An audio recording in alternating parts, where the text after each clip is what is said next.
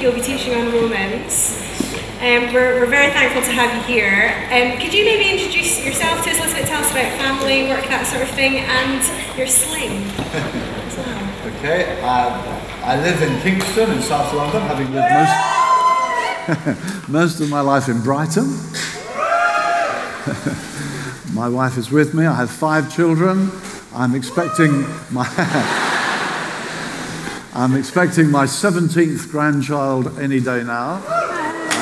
Great. So that's some family background. Great, thank you. The sling, yesterday I was on site in beautiful sunshine, and I was just leaving the field, and you may not have noticed, but the field has a kind of curb. And as I reached that point, I'd not noticed that. Someone just drove by at that moment and said, "Hi, Terry." And I looked and went over the curb. And I've cracked my elbow. I went to the hospital yesterday, and happily, it's a sling, not a cast, because I'm flying to America in 2 weeks. So I'm glad this will be over, hopefully, by then. Well, thank you so much for powering through. Terry, you've written this book on Romans, God's Lavish Grace. People can get this from the IVP bookshop in the hub, so do have a look there, God's Lavish Grace. Could you maybe tell us what prompted you to write this book, and as well as you teach Romans this week, what's your prayer that we hear from the Lord this week? Yes, for me, a discovery of God's grace was very life-changing.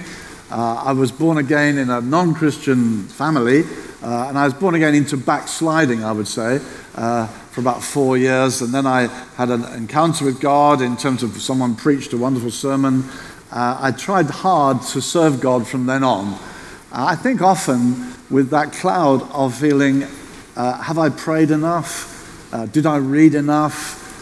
Condemnation would loom large and trouble me. Though I was trying to be very zealous for God, Bible college, now pastor. And then I felt God showed me his grace in what became a truly life-changing way. That I understood for the first time in a thoroughgoing way my thorough acceptance because of what Jesus had done. And that I was perfectly accepted because of his grace. I found that life-changing. And so the book is not simply about Romans, it's about grace. Certainly the stuff we'll be looking at in these next couple of days there, but other aspects also of the grace of God, how we live in the grace of God, other New Testament passages. I'm so glad I have many letters from people who say their lives were changed from reading the book. It's been translated most recently into Polish, already been into German, into French, into Swedish, and people have been writing and saying, "Hey, it changed my life." So I'd love you to experience that. I had a tweet, we're into the world of tweet, from someone who was here 8 years ago when we touched on similar themes and said it was life-changing for him. So I hope it'll be life-changing for us. Terry, thanks so much. It really was great to have you here.